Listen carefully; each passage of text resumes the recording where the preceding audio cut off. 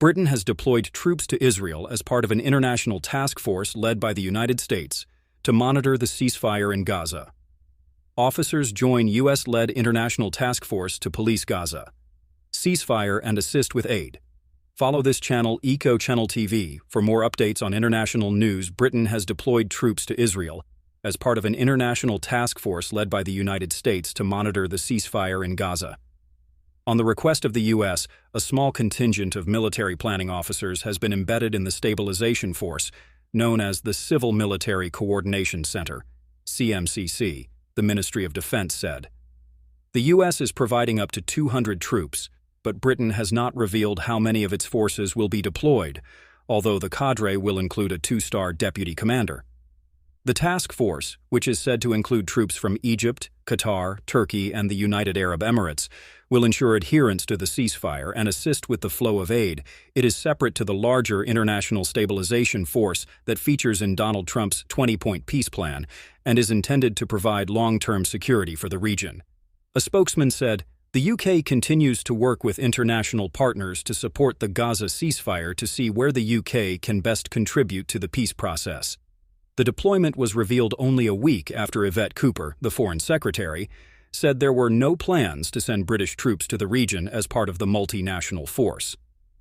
But the ceasefire has been tested with the resurgence of Hamas on the streets of Gaza following the IDF withdrawal, accompanied by a bloodthirsty campaign of retribution against its internal enemies, involving at least one public mass execution.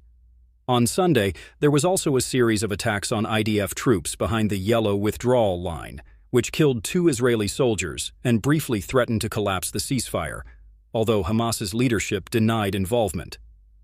On Tuesday, J.D. Vance visited Israel, where he refused to impose a deadline on Hamas to disarm and urged Benjamin Netanyahu and the wider Middle East to be flexible in the pursuit of peace.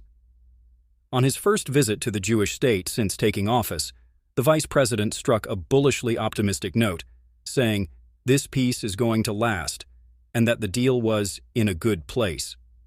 It followed a message on social media by Donald Trump on Tuesday that if Hamas does not comply, their demise would be fast, furious, brutal.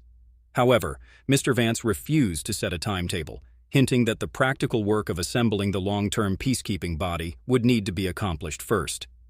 "I'm not going to do what the President of the United States has thus far refused to do, which is to put an explicit deadline on it, disarmament, because a lot of this stuff is difficult," he told reporters. "A lot of this stuff is unpredictable." The Trump peace plan posits an international stabilization force for Gaza,